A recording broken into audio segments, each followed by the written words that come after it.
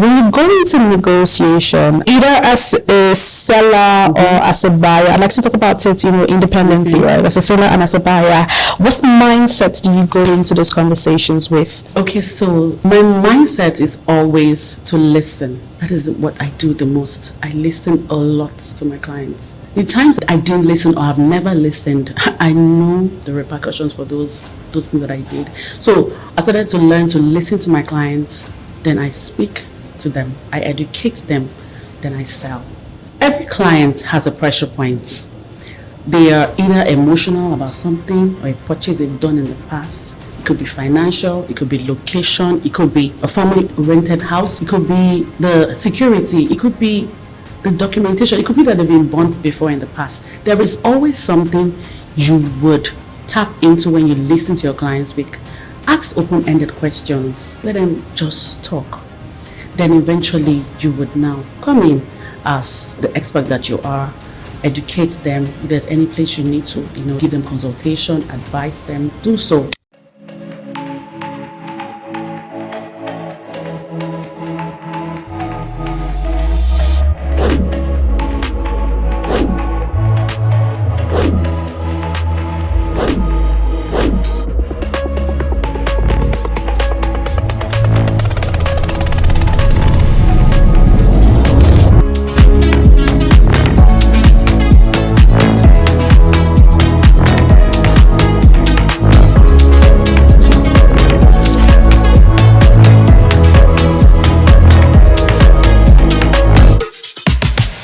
Welcome back to the LIMBsimple Podcast. If you're joining for the first time, LIMBsimple is an acronym for Live Investing Money and Business Made Simple. I am Ihezwanu Melvis and I'll be your host for today's show. Now, today we're diving into money and investing in the simplest way possible. So let me ask you, have you wondered exactly how top realtors close multi-million-dollar deals and how they are able to lead sales teams that are top performers in this ever cutthroat real estate market while staying obsessed with delivering great returns for clients? If you have, then this podcast is for you. Today, I am joined on the podcast with Jane Akunafia, and we'll be pulling back the curtains behind the grit, the hard work, and the wins that comes with being a top realtor right here in Lagos, Nigeria. Jane is not just a top realtor, she is a result machine because over the past decade, she has closed multi-million-dollar deals, coached high-performing teams, and built a data-driven strategy that scales the financial portfolio of her clients exceptionally. You'd wonder what her edge is. Well, it's quite simple: strategic vision, people-first leadership, and a knack for spotting market trends right before they happen. But beyond the numbers, the $1 million, Jane has a unique human side to her approach to real estate. She's so good at building trust, impeccable timing, and realizing when a client has figured out a property that is just what they want, the ideal home for them. So whether you're trying to build a system that is exceptional, you're trying to go even better with your sales as a realtor, or you're just someone that is obsessed with learning, then this is a playbook on how to get to your goals. Lean in, listen, get your pen and paper, because you're about to be taught from the guru herself. This is a LIMBsimple Podcast. Thank you so much for joining me today. Thank you so much. The introduction was really mind-blowing. Thank you so much. That's how I feel about you. I'm really honored to be here. Thank you. So, first, is red your best color? No. What's your best color? No, my best color is actually purple. Purple. Oh, interesting. Why do you ask? No, you look really good in red. Oh, okay. Oh, thank you. You're welcome. Thank you. Okay, so let's talk about you. Let's talk about Jane, okay. Right? Before you found real estate, or before real estate found you, I wouldn't know what case it is for you. What was it like for you? What was growing up like? Okay, so before real estate, When I graduated from uni, I knew that I wanted to be successful. And then eventually I left uni. But before I left uni, while during one of the ASU strikes, I went to University of Ibadan, by the way, and I studied biochemistry. So during one of the ASU strike, I wanted to learn fashion designing. And then I enrolled in some of those fashion designing courses and classes that I met.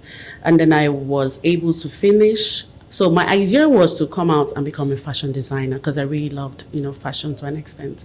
So when I came out and I graduated, what I did was that I started sourcing for tailors that would help me make blazers that I would sell to my family and friends.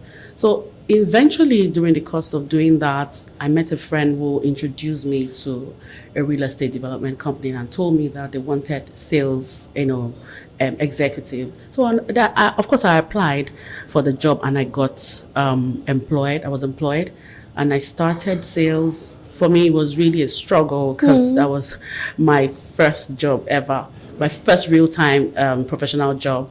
So, but because I was passionate about succeeding, I kept striving. Eventually, I made my first sale. And that was it for me. It wasn't just a sale, it was a transformation for me. It was a win for me. And I knew immediately that this was what I wanted to do. I knew that I loved to connect with people who had value. I knew that I wanted to be able to, touch lives in the sense that I give new homeowners a dream to owning a key to their homes. So that was it for me. It was that point when I made that first sale. And let me also say that at that time when I started real estate, this was like 2012. I spent 2 years with the company, with the real estate development company at that time. And all the sale I made there, I wasn't paid any commission. So for me, it wasn't about the commission. Yes, it was about the win. It was about that, that drive. And it was also about the skills, the experience especially. And as I said, the happiness you derive, the joy you derive when you see your homeowners, actually applauding you and thanking you for helping them find their dream home. So that was it for me. I mean, that is incredible. But then, what I want to pull back on is you weren't being paid commission. But then were you paid salaries though? Yes, I was paid salary. I was paid a salary, and then I was also given incentives such as transportation, and maybe public housing allowance. But then again, the commission I didn't even have an idea that there was anything as such at that time. I was so naive. I wasn't even informed. So, but I didn't even mind.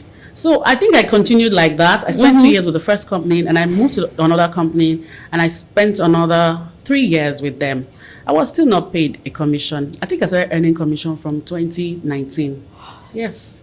2019. So what did you first walk me through your conversation, the conversation, how you got your first deal that closed up, and how you got your commission, and what it felt like in your stomach.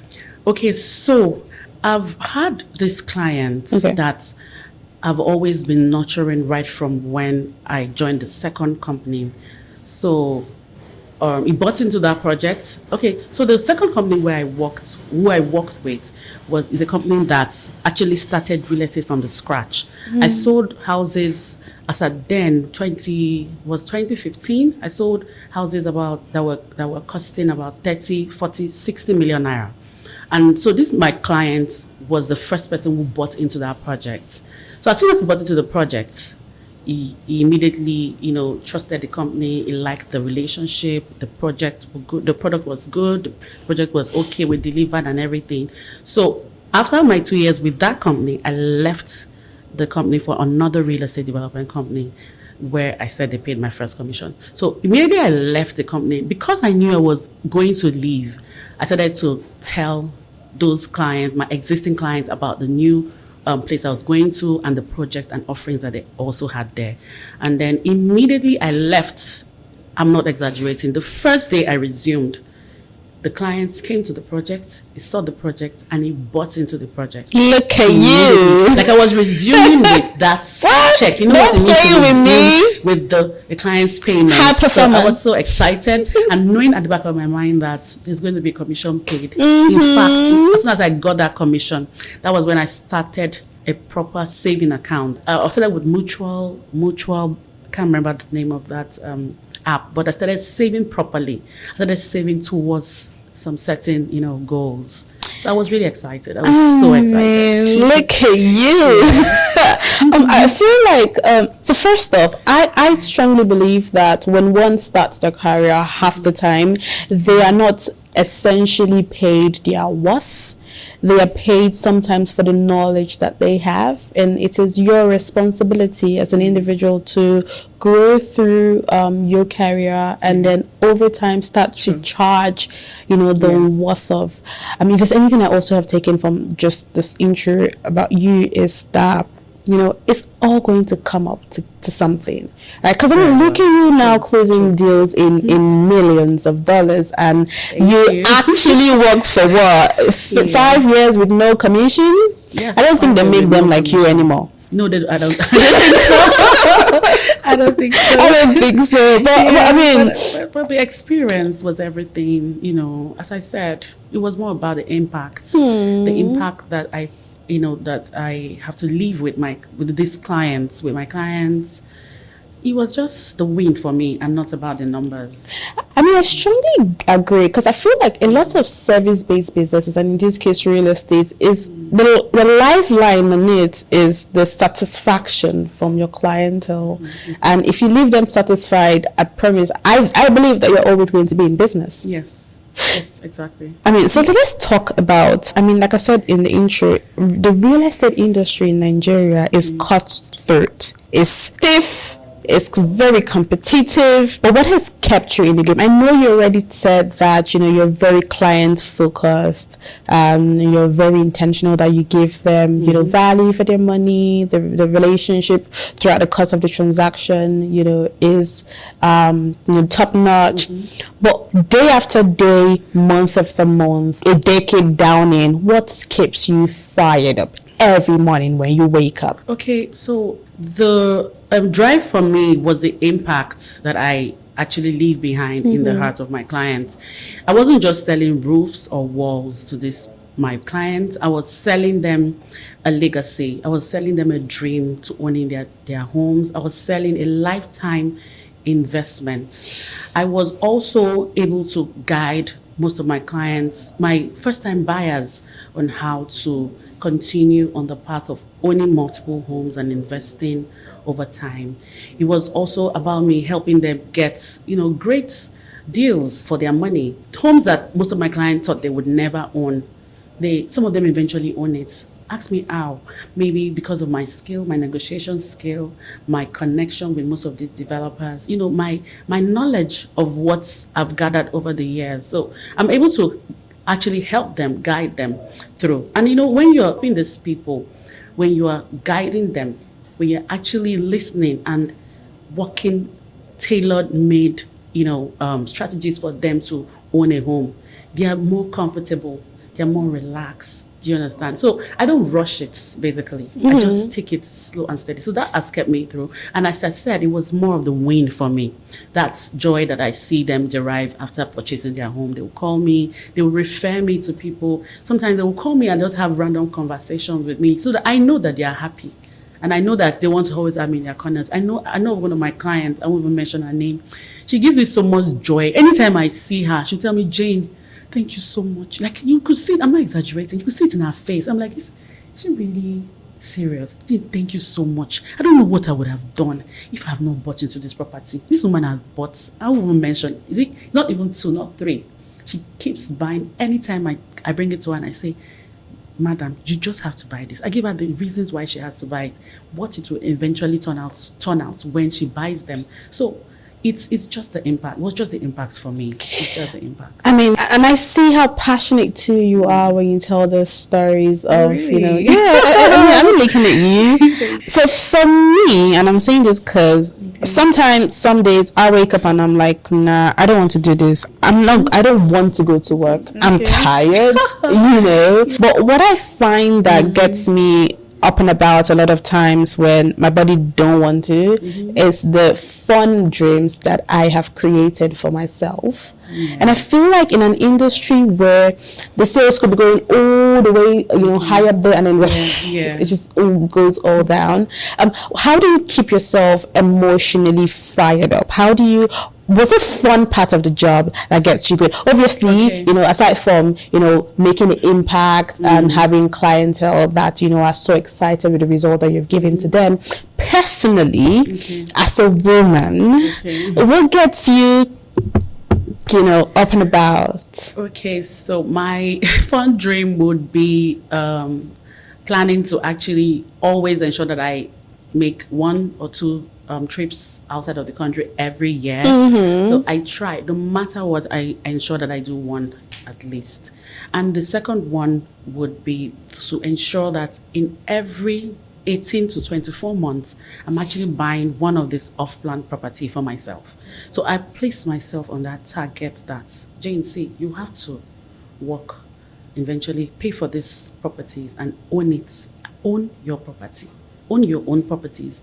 So that is what has been the joy for me. So eventually, when I'm able to pay off those amounts, I'm always so happy that I can actually be a landlady. So I can actually flip this property. So I'm also practicalizing the things that exactly. My clients, not just me trying to talk to them. So some of them know that that this is what I'm doing. And then I'm not trying to just give you a fallacy. It is what is working for me. That is what has worked for other clients, myself, and I want you to do so. So that fun dream would be to ensure that, I always spoil myself with vacations and then buy those properties too. I mean, I feel like this is even better because you're a testament of your job. Yes. I'm not just telling you to do what I'm telling you. I'm doing what I'm also telling you, right? True. Beautiful. So let's talk a little about I'd say the anatomy of sales success. You said that of the many things that your clients really appreciate about you is the fact that maybe your negotiation skills and how you are able to get them the best deals even when they think it's impossible. So my question then would be, when you go into a negotiation, right, what's your mindset like? Because I find that, because I have dabbled into real estate in the past, it's a very stiff terrain. I had to, for the bit, leave because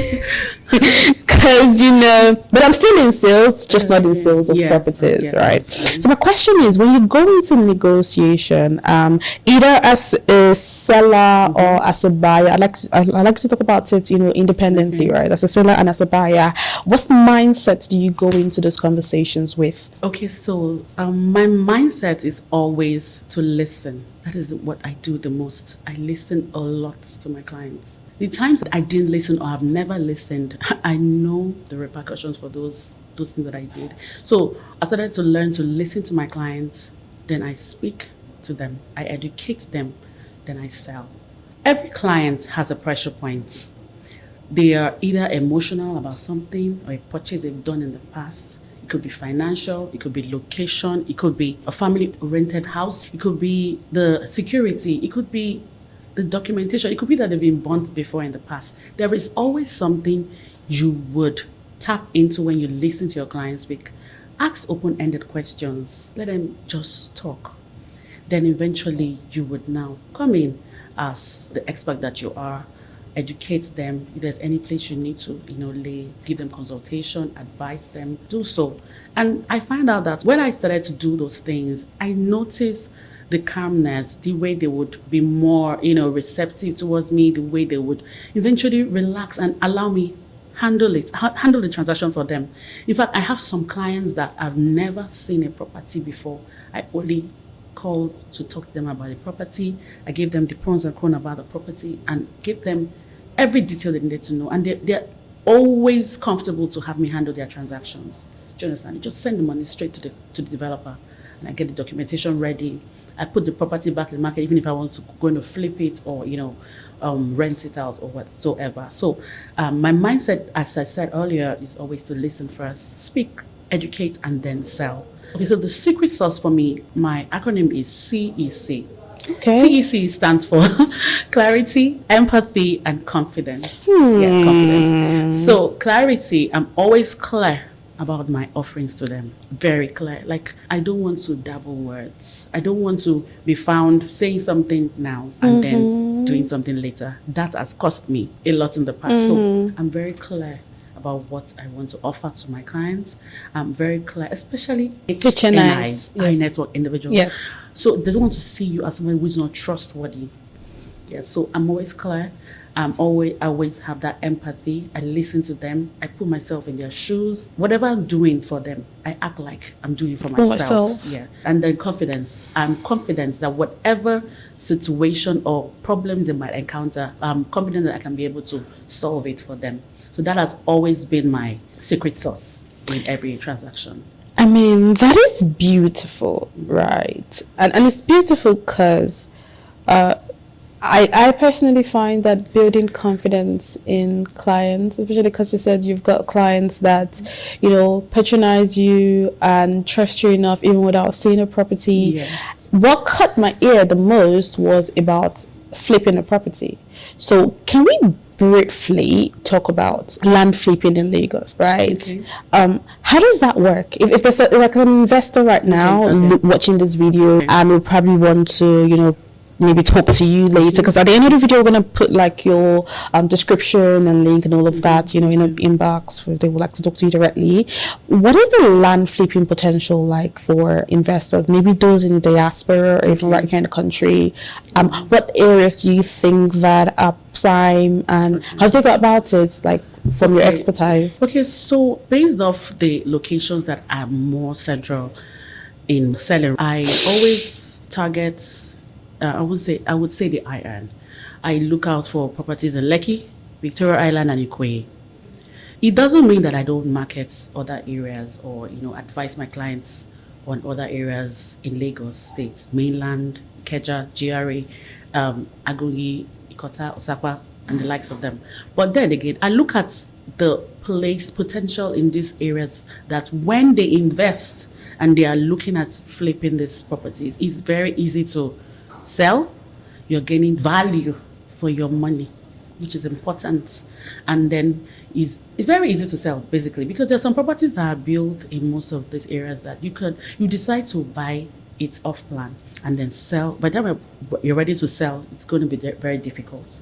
So how I would start this is, if I have a client who I want to advise on going into real estate or property flipping, because most of the clients I have abroad or in diaspora don't want to come back and live here. They just want you to guide them through. What is my advantage that I stand to gain or get if I invest in Nigeria? So what I would advise sometimes to them is to buy properties in Ibra area of Lekki, Ikoyi, or Victoria Island. Buy off-plan properties. Look out for serious-minded developers. I would emphasize serious-minded, because there are lots of people who don't actually know what they're doing. I don't want to mention names, but look out for developers who have strong track record, who has done properties in the past. That is why professionals like me come in.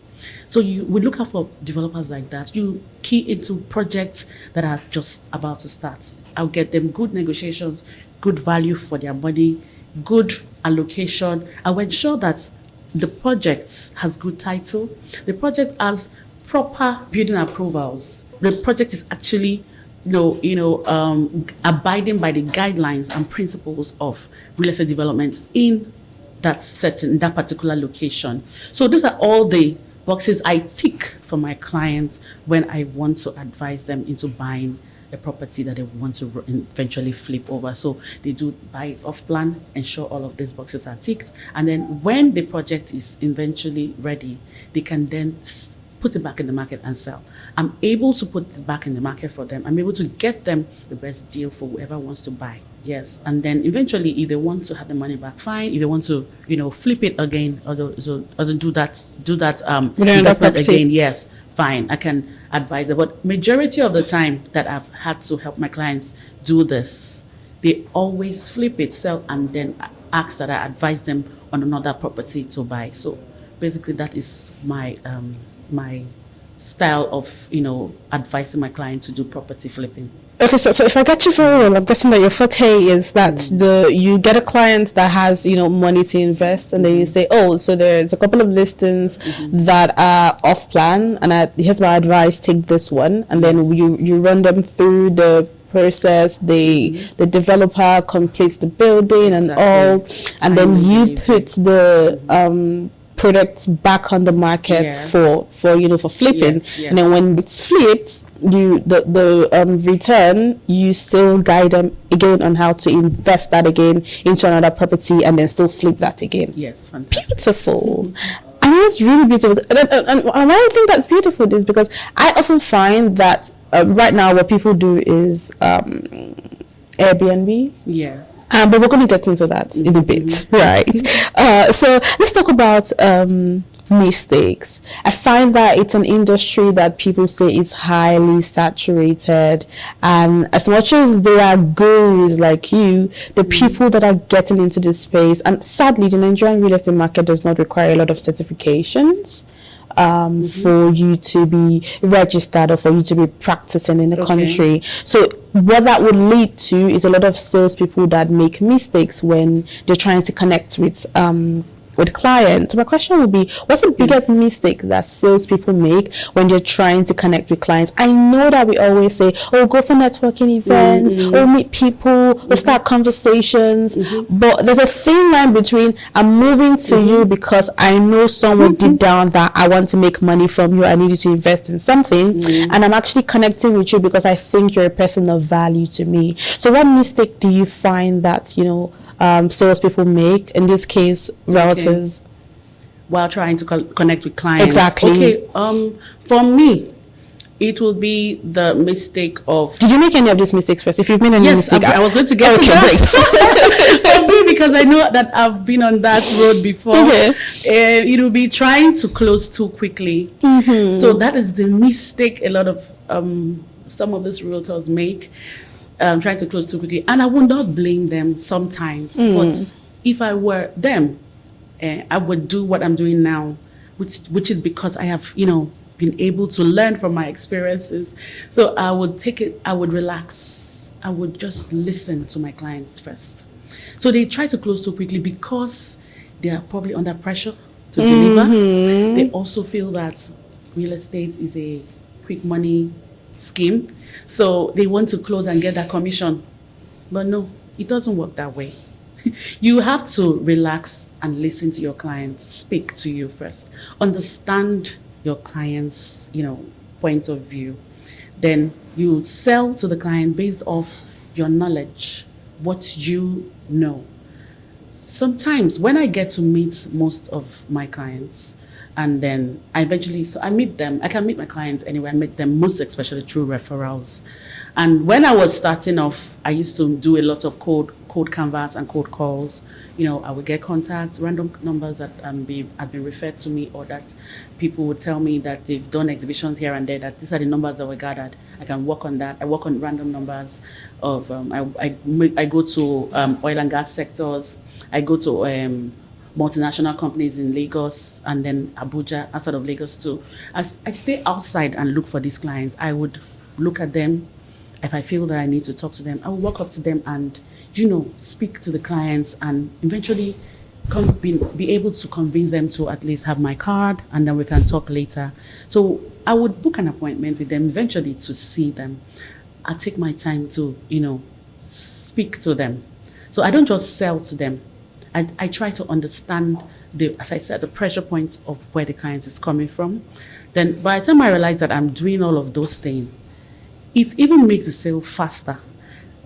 Sometimes, I'll give an instance. There's a client of mine who wanted to buy, that I was talking to, somebody referred me to. him. He bought already and he read me to a client. And he said, okay, speak to him. He has the money. He wants to buy something now. You're lucky you can be able to convince him to buy yours or whatever you have in the offering. So I called and I started to talk to him. He said, no, he has seen what he wants to buy, that he just wants to go there, go for the property. He has even had the negotiation. He has seen the property. It's going to pay us so day. I told him, okay, no problem. I'm not even trying to convince you here to buy from me, no problem. But whatever it is you need. By the time I started talking to this client, he was very quick to beg me to come and see the project for him. I was there. I was at the project advising him. I told him about the property. I advised him. I was able to give him free consultation, which he really appreciated. Do you understand? So he did not buy from me at that particular time, but he came back after a few years. He bought and still referred me because he knew exactly what I was. He knew that I knew what I was doing. He knew that I didn't want to just sell to him. He knew that I wanted to help him, guide him, to be able to make the right decision. So I would say that mistake is selling too quickly. They need to not sell to clients, but understand the client before, closing out any deals. That's what I would say. I mean, I think that's the part where I said earlier on that you've got like a human touch to your approach to real estate, right? It's a people first before the properties and the commission. I know that you lead a team of very high performing salespeople. Yeah. And for me, there's some things that are written on stone. These are the principles that I live by. These are the non-negotiables that I find that work. And if it's worked for you, we have a saying in LIMBsimple that if it's not duplicatable, then it is not, it doesn't exist, right? So what are the non-negotiable skills or thought processes that you have drilled into your team that has led them to being, really, really, really good at sales? Okay, great. So I would say for me, I have 3 non-negotiable principles. And those principles would be to know your products, then build relationship, and then eventually follow up like your life depends on it. So knowing your products, you can go as far as knowing the architectural drawings of these properties. That is, if these properties were off plan, even if they were not off plan, you can go as far as knowing the stages of construction. You can go to the project sites, know what it is, how are these houses actually built. You can do your research. When you find out that you know this product inside out, so go as far as also knowing the documentation of this project. Are they abiding by the guideline principle of construction? Is this house actually built? What square meter is it built on? What's the size of this room? What are the documents that your clients will get? Does he have a building approval? So all of this knowing your product matters. Gradually, you get to know it. So you don't have to know it all. The person doesn't have to know it all in a day. As I would tell my team, just pick it one at a time. Because by the time the client is asking you questions, it will open up other questions. And you should be ready to answer. So therefore, knowing the product is the first thing I would advise them to do. And then building that relationship with client, which is very important. For me, when I learned this principle, I held it. I saw it as golden. So by the time you build a relationship with them, they are more comfortable with you. For me, I go as far as knowing almost all the birthdays of my clients. I put it on my calendar. I buy them gifts when it's their birthday. Sometimes I know the school that some of their kids attend. I call them randomly, not to just ask for anything or ask them for their next payment or checks. I call to check up on them. I call to actually know how they're doing. So that is for building relationships. And then lastly would be to follow up like your life depends on it. Follow up is key. Very, very crucial, more than anything. Like sometimes if these clients will forget that you even got in touch with them. So you have to keep following up. When you get this contact, always follow up. Okay, so sir, I left a picture as a conversation. What's your day like? Would you like to discuss with me? So those are my 3 non-negotiable principles. So that's what I would say. So I'll take that again. That would be to know the product, connect with your clients, and follow up like to the light. At LIMBsimple, we say we call you and you pick, or we call you to glory. really good. So let's talk about leadership for a bit, right? What does leadership look like for you? I find already that you are very intentional about the emotions of, not just your clients right now, but the people that work for you. Exactly. So how do you lead, especially in an industry like real estate? How are you able to find the potential in your prospective team members and bring out, sort of like harness the skill that they have? Because that's what a leader should do, right? How are you able to find the potential, harness it, and get them to perform at their best possible? Okay, so for me, leadership is service. I like that. So being the kind of person people feel comfortable failing around, but yet challenged enough to do better. I rarely criticize. Yes, most people would see their subordinates doing something wrong and are quick to criticize them. A lot of people don't do well with criticism. So I rarely criticize. So what I try to do, I encourage, I guide them. When I see that there's lapses here and there, I immediately stop, being that teacher and being more like a friend who wants to hear the subordinates out. Sometimes I actually mentor a person on who the person is, and not just on maybe based off a principle or a guideline or a rule by a book. I look at the person and I see the pain points of that person, and guide the person, guide my subordinates to being the best of what they can, because they can actually do it. I started off just like every other beginner in this real estate sector, and I knew what I passed through. I never did well when I was criticized, but when I was encouraged, and when I have a little win, and then I'm encouraged and then applauded, I try to do better. It's just like when somebody gives you something and then you thank the person with your whole heart. You say, "Oh, thank you." No matter how little that thing is, the person will be forced to do more. Or when they want to do another one, they will make it more than what it is. So that is what I try to do, to always encourage my team and cheer them up so that they can be able to do better. In fact, I believe in them before they even believe in themselves. Yeah, so that's what I try to do. I mean, I like what you said, that for you, leadership is service, because it's often easy for people in your space to get to the point where, they believe that if those deals do not come from them, then it's a lack of competence on their part, because they have a point to prove to their team that they can get the work going. But I like how you first off get them to see that if I could do it myself, then there's absolutely no reason why you can't do it too.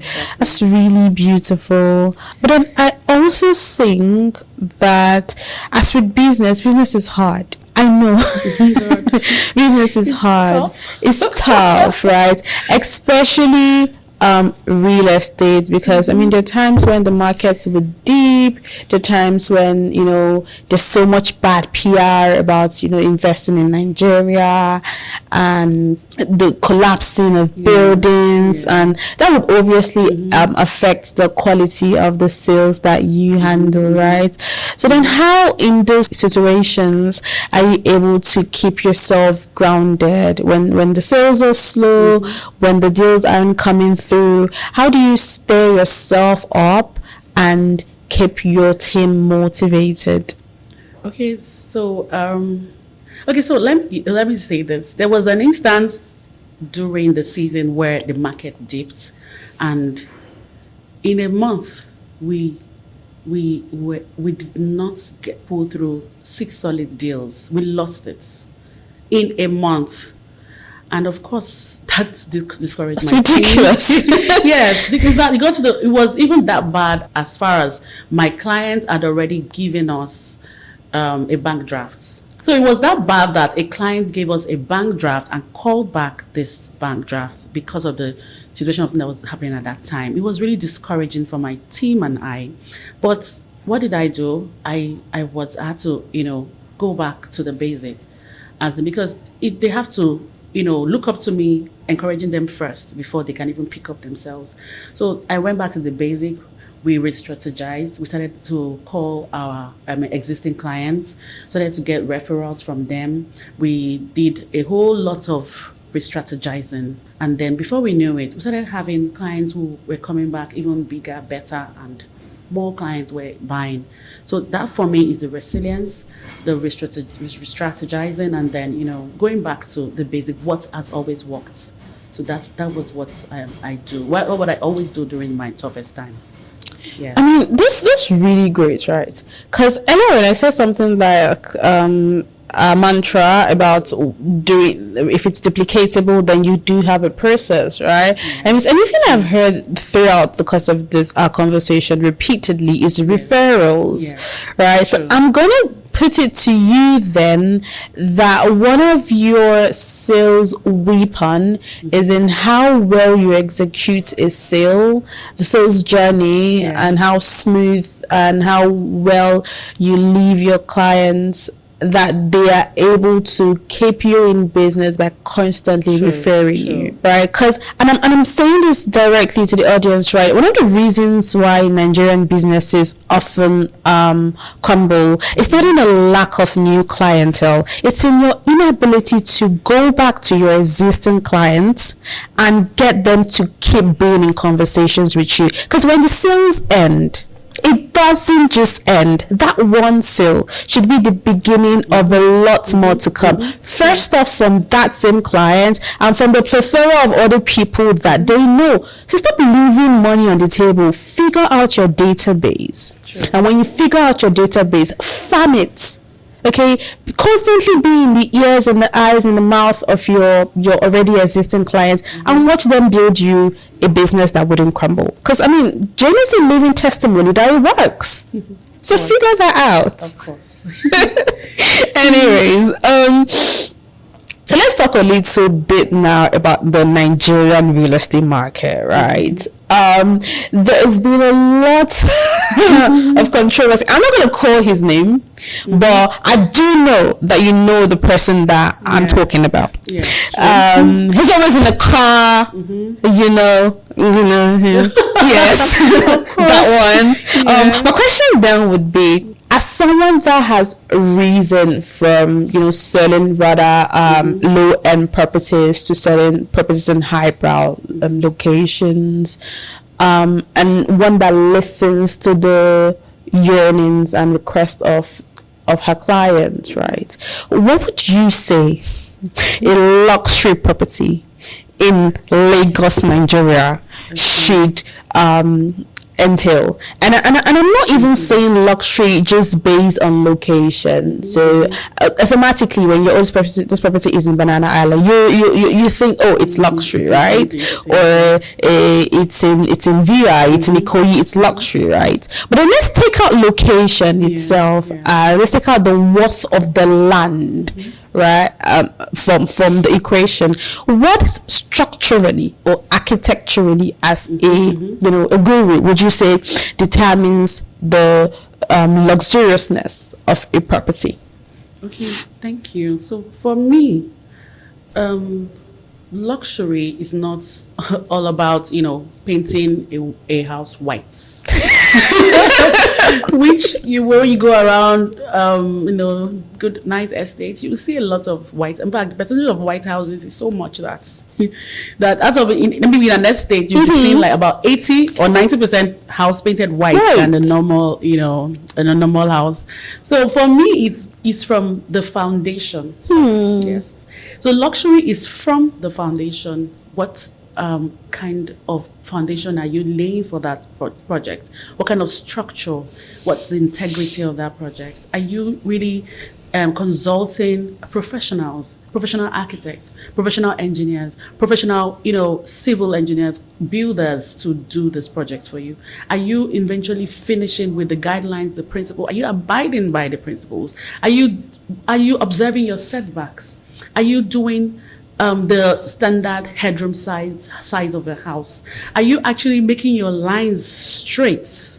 Are you actually checking that your measurements of your concrete, sand, cement are the same thing? Do you understand? So all of these things are what would eventually mold together a house that would stand the test of time. of course, a contemporary house that would be fine. Of course, this house will be also nice. So for me, luxury is the building of the house with great quality from inception to finishing. It's about consulting a good architect who would give you a drawing that is showing good functionality of space. A house that have good spacing and making good use of the spacing. They're all functional. The kitchen is not interfering with the living room. The staircase is not bent, or all of that. So luxury for me is a house that is built with great quality and of course looks really nice at the end of the day. I mean, I agree. I think luxury too should not have POPs falling down. No way. Luxury shouldn't have plumbing issues. Of course, when you're building a house, at every stage, you should always do material testing. Yes. There's even a body in Alausa, in Lagos State. There's a body that controls all those things. So at each stage, the quality of these houses should always be vetted, so that we won't have the situation where we have falling roofs, leaking pipes, mold here and there. You've not lived in a house up to a year and everything is falling apart. So for me, everybody should just abide by the rules, abide by the principle, go by your books and do the right thing, so that these houses would stand the test of time. They won't be falling to, take lives on and what have you. So that is luxury for me. I agree. Luxury for me, because I asked you the question, I think I probably want to answer that too. I feel luxury for me would also require a lot of greenery. Which certainly I don't think a lot of houses a lot of houses don't have that anymore. They even prefer to have artificial planters than that. Yeah, luxury because of the in Lagos States, I noticed that a lot of people are building houses on very small portions of land, so therefore they are not even able to make room for greenery. They feel that the size of land that is available for construction is not even enough compared to other states like maybe Abuja, Kaduna, Port Harcourt, where they have large expanse of land that can build whatever you have. So even in Lagos alone, if they tell you the cost of this plot of land, you will be so amazed, so shocked. So they're so expensive that every developer wants to maximize costs. Do you understand? I got you. So that is what I'm saying. They don't even want to make room for all of this. And gradually they're taking away greenery from houses, which should not be. Greenery adds beauty. In fact, there's a rule in the Lagos State Constitution that your house must have at least 20% greenery. Your compound must have that space for greenery. But I don't think a lot they barely even have car park space. Yeah. I don't think a lot of developers want to make room for that. I don't think so. But everybody should just change their mindset. That's what I would advise. I mean, I agree. I just fear, however, that if we continue, this is my reservation though. I'd like to know your opinion. If we continue down this line with no plants, with no form of agriculture around us, and we're not building eco-friendly houses. I mean, it's great with the invention of the smart home features, right? Yes. Solar panels and all of that, less emission of toxic gases and what have you. Yeah. But I fear though, I'd like to know from your experience with clients, right? How many of them are, because maybe we are just holding on to the developers and saying, oh, they're really just looking to harness as much financial potential from the properties, and then we're not looking at what the market is saying, what the buyers are saying. So from your experience dealing with buyers, right, are they intentional about green areas, or they are more intentional about every other thing but that? And so let's know who we're faulting. If we're just going to fault just the developers, or we're going to say, oh, these developers are actually listening to what the market is demanding for, which is just give me a house that looks really beautiful. I really don't care if there are no trees or no flowers in them. I just want to flip and make my money. Yes, I get you. So for investors, most of them are tilting more towards shortlets, homes and of course smart homes. But for residential home buyers, these people are actually looking out for security, lifestyle, comforts. They're looking out for amenities that would actually elevate their lifestyle, which of course would include, greenery, convenience to all the basic amenities. There's lights, there's power, there is security, and all of that. So it's for the homeowners. They are looking more of those kind of amenities, which I would agree. So while I'm even talking to them, I know a lot of them that will say, in fact, that property must have gardens. It must have a garden. If it doesn't have a garden, I'm not buying. I don't want it. Yes, because now I know. That is why it's good to also listen, as I said. So then you start to tilt and tailor their need to what you have to offer them. So I would say that majority of them still want those kind of lifestyle. They want to have those kind of, they want to have greenery, understand? And some of them who are tilting more into investment would rather that it has smart features. They can be able to put it up for Airbnb. It has a swimming pool, a gym, those a fizzy, as I would call it. Yeah. Now this is leading me to a lot of questions, right? We talked a little right now about shortlets in Lagos.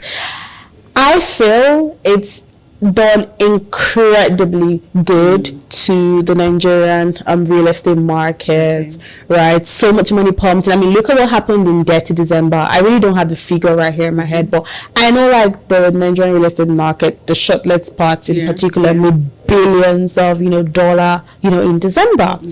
My question, however, is that there are lots of real estate trends that are happening, both commercial, residential, right now.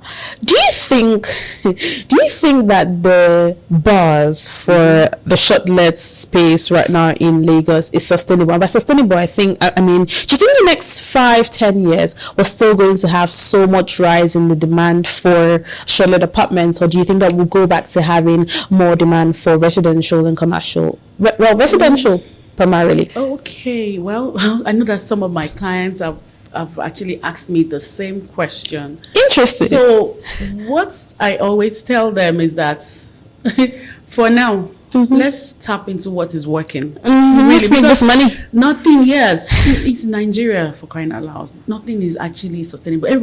There's a rush for something and everybody wants to dive into it.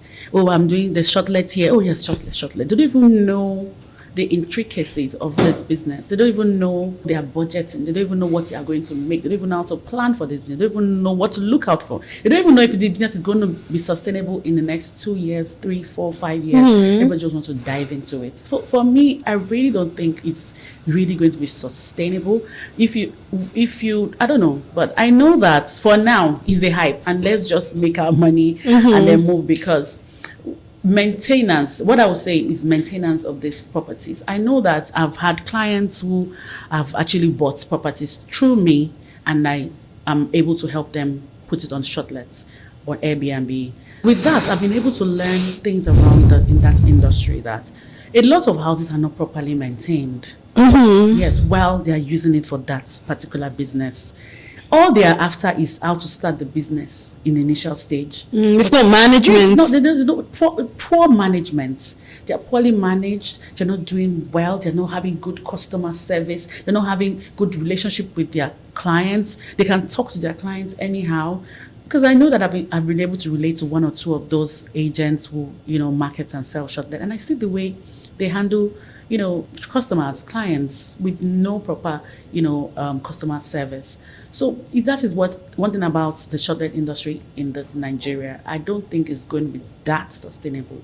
But for now, we're looking at, we still think that's going to be good in December, because of course I'm managing a few for my clients, so I don't want to put out any wrong negative vibe. However, it's a market that people are tapping into now that is really yielding. And then we'll see what happens in the next 5-6 years. Yeah. Beautiful. Just so you don't take Jane out of context, she's not saying that shortlets aren't all of that. She's saying if you're going to have really good shortlet management, if you're going to handle clients with care, if you're going to properly maintain your place and return the caution fee, refund the caution fee when they do not, ruin anything in your apartment, then yeah, you're going to be in business for as long as you want to be. But aside from that, though, what other changes or what other trends do you think is slowly happening right now in the residential and investment market? Of course, the shortlets business is also a trend. The smart home features is also a trend now. Everybody wants to have smart home features in their homes. They want to use their Alexa. They want to touch a button and then everything is coming on. They want to speak and then everything is coming on. They want to have to do things with ease, not having to struggle a lot to run or control the features in their homes. And for the home buyers, they are tilting more towards lifestyle, comfort. They're tilting more towards security, especially security. I know clients that have told me that, see, if it doesn't have security, please, I'm not buying it. It's because why that has really been a thing now is because of the situation that happened back in 2020. And SARS and all that. So and we all noticed that time a lot of thugs were able to gain access to properties that didn't have that kind of security. So after that experience, people started to build homes that had very good security. That is what I think I would really, really, really commend developers for now. There's a lot of security everywhere. Go to as far as Ikota, GRA. Yeah, getting access into estates. Agree. Controlled, yes. So people want to buy. That's now more of the trend. So yes, those are the trends that I know for now. Okay, so let's dabble a little into landed properties, right? Yeah. So I know that that's not really your forte, but if you were to serve like an advisory role to clients, I heard someone say that Ekpe right now isn't entirely safe. Did you hear the rumor though? It depends what kind of safety it is about. A couple of very light fence-like demolitions. Oh, okay. Yeah. Demolition, Ekpe? Yeah. Okay, are they demolishing properties or you mean Ikota? No. Oh no, I know of because okay. I'm talking about of Ekpe. I don't think I've heard any of such. Okay, so people who are really investing into landed properties. What's your advice for them? I think maybe I should ask that. What's your advice for them? That's what I want to get to. For me, what I would advise is that it's not enough for anybody to stand on the road and point to you where the plot of land they're selling to you will be located. That is not even enough. You're supposed to look out for a lot of things. People don't even do all those search before they buy properties. They don't do their due diligence. So first off, you want to know where this property is located. You want to be asking questions. You want to consult the right professional to do your search for you.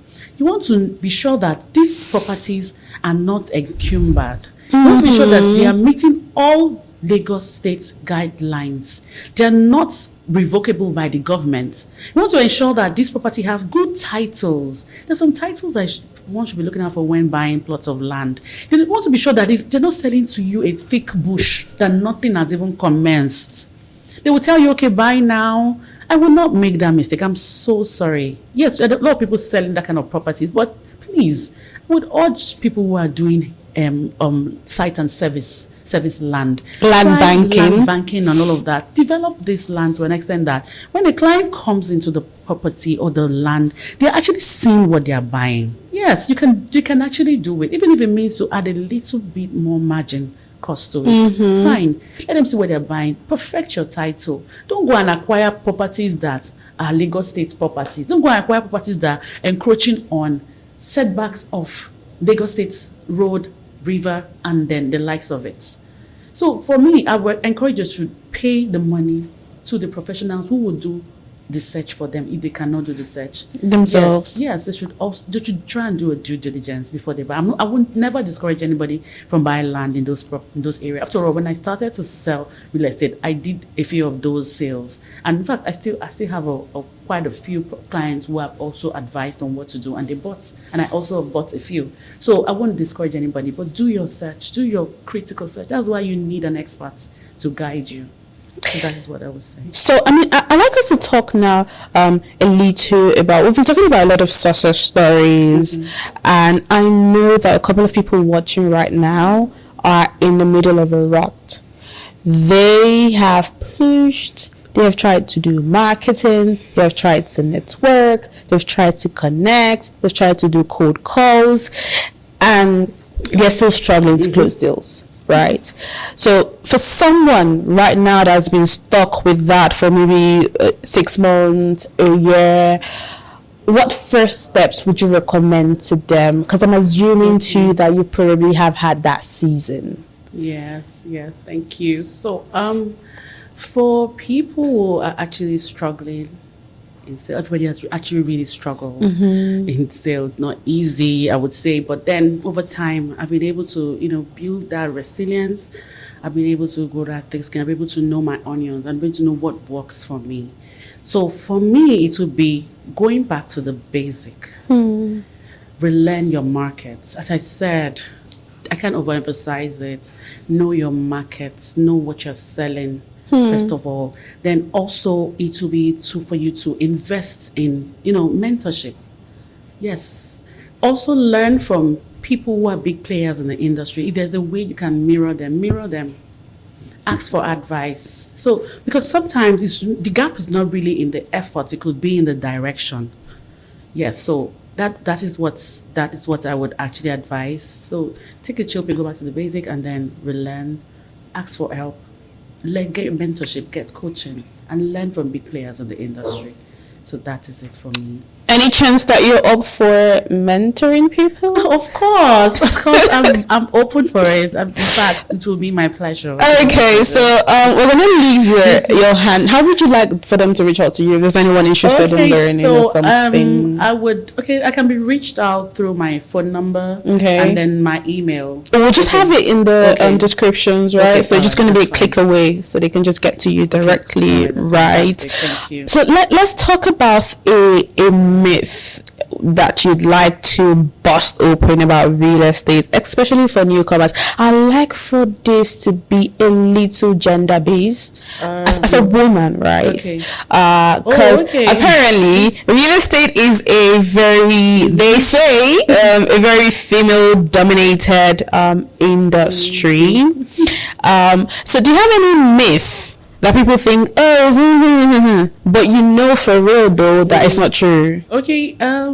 Well, my own myth for real estate, people think it's a quick money industry. Yeah, but they fail to realize that it also requires resilience, hard work. You would eventually have to build trust. So those trusts are the currency that you need. Yes, of course, you mentioned that people think it's a female-dominated industry, but which I don't think is true. I know a lot of guys who are doing amazingly well in the industry. Totally agree. Yes. I can't even mention names. So once you're good at what you do, you know your onions, you're actually taking this thing slow and steady, you go back to the basic, you're learning, you're not trying to rush into selling alone, but, listening to your clients, doing all these things side by side, step by step, and then be patient. The sales will eventually come. And when it comes, it will just, you wouldn't even realize that you were really, you're really doing great, amazing. Yeah, so for me, it's just taking it easy and then really learn and unlearn. Thank you. You're welcome. Social media, right? Yeah. Social media has had such a great impact on how Nigerians interact with real estate. In fact, how Nigerians interact with marketing in general. So I think what I want to know is, I know that your first line of action with sales is usually referrals, but how are you currently using social media for your advantage, and what's working for you? Okay, so I know that social media is a thing now, especially for people who are in business. Because of the way I started, I really started with the traditional way of marketing and selling. I was doing door to door, I was doing my cold calls, cold canvas, I was doing referrals, I was doing, flyer, I was giving out flyers and all of that. But eventually, when I got to understand that social media is really, really helping a lot of businesses, I started to tilt also more towards social media. What has worked for me in the past are my referrals. I've built a good quality of high net worth individuals. I would not even exaggerate. So I've started selling properties from, to low income earners from 30 million, 40, 60 million naira houses to all the way to Lucky Phase 1. Of course, the prices, 500 million up and above. So with that, the more I elevate myself or graduate more into selling this high-end properties, I get the quality of client that suits that market. So, I add them to my portfolio. Yeah, but I would not say that social media has not worked for me. It has worked for me. In fact, when I started really focusing on social media was from a year or 2 years ago. And I can categorically tell you that I've made a good number of sales from social media. In fact, I have just one client that has been able to buy properties worth almost 3 billion naira from me till date. And I met him 2 years ago on social media. I'm sure if he's watching this right now, he knows that I'm talking about him. Yeah, social media also helps. And I really want to really, channel more of my energy towards that form of, marketing. Yes. So what would it be then? Because, there are a lot of styles to social media marketing. For real estate. What would you say has worked for you in the past? Would it be like walkthrough videos? Would it be like client testimonials? Would it be informative content on like the market, or was it just the old good method of the video of the property, a picture of it, and go about business? Oh, no, I wouldn't say that it's just the good old marketing. Everybody's doing the same thing now on social media. Everybody's trying to sell. Nobody is even educating. Nobody is actually answering the questions that clients want people to answer. So I wouldn't say it's the usual style of marketing. When I was able to eventually get this client from social media who bought this amount of property from me, I was answering questions that nobody has actually really answered for him. Because this client isn't based in Lagos. He's based somewhere else in Nigeria, but not in Lagos. But when he got interested was when I was talking more of educational content. So I was answering questions. He also saw that I had a lot of experience. I was answering questions based off my experience, what I've gone through, what my clients have gone through. So for me, it's not just the regular. Nobody even wants to see the regular, conventional type of, marketing. You move around the property. Oh, this property selling for 200 million. Hello, smart investors. Welcome to this successfully built 4-bedroom duplex in Lucky Phase 1 selling for 500 million. Welcome. So for me, and I'm not saying that anybody shouldn't do that kind of marketing. Well, if it works for them, fine. Whatever floats your boat. I would say what has worked for me and what is working for me is my kind of educational content. I'm always leveraging on the fact that I have experience and I know that I can actually guide these clients to actually making the right investments. They want to be able to buy into properties that they will not be burnt eventually. They want to buy into properties that when you are promising them, for instance, off-plan property, you're promising that you are delivering a so particular period. That is what you're giving to them. You're telling them that this house will be A, you're not giving B. Do you understand? You are following the guideline, the principles. You are building on land or properties that are not encumbered. So those are the things that they want to hear you say. You just what they want to help. They want you to help them do. So that is it. For me. So apparently your experience is what makes you very stellar, right? My question then would be, for a realtor that's probably 2 years into the business, that knows her onions, and by that I mean like she knows the books, right? She's very knowledgeable about the markets and all of that. But apparently experience is built. right? Yeah, You true. learn on the job, you get better on the job. What then would you say they should use in replacement for experience? I noticed that a lot of times, well, for me, that is my own opinion. A lot of times, people don't do, collaborative, advertisements, I agree. exercises, and showcasing of properties. There is nothing wrong with you actually collaborating with maybe a big player in the industry or a top producer to shoot a content or do one or two things, and then eventually when the sale comes through, is a win-win for both parties. So first off, they can actually replace experience with that collaboration. They can always get clients who will give them real factual testimonies. We'll give them testimonies. Like, if it's possible for you to interview them, in fact, do so and let the clients really speak what they really felt during the course of the transaction. So for me, that is what some people could actually, I totally agree. Agree. It's important to get your clients to toot your horn. Yeah. Right. Yeah. Okay.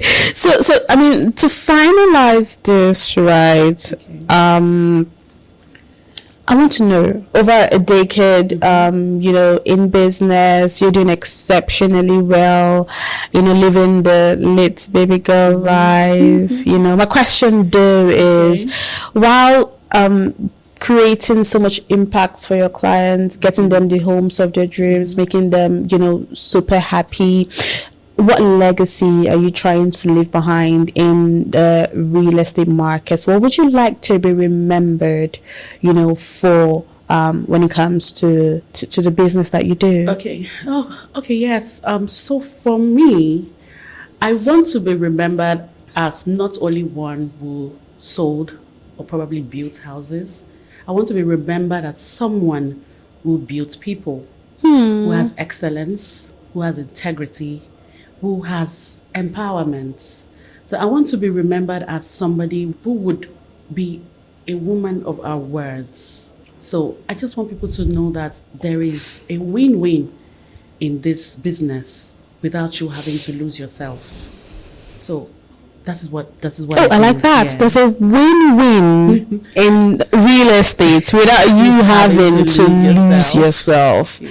That is beautiful, because I promise you, not a lot of people, right, can stand on those words. Not a lot of people have so much integrity right now. They don't even have the audacity to say what you just said. So, take it from me. So, I mean, thank you very much for that. Any final words that you have to say? Well, I have no final words, but I just want to, encourage every first-time home buyers out there, any investor, any client who has felt at some point that they've, encountered a bad investment over in the past, to try and reach out to me. I'll be happy to guide you through with my professionalism, my experiences. I promise you, you're not going to have any bad investments with me. And of course, people who are looking to, mentorship, coaching from me, that's fine. So, that's what I have to say. Thank you very much. Thank you so much for that. Thank you, Jane, for joining me today. Thank you for unreservedly pulling back the curtain on your journey, on your grief, on the strategies that work for you.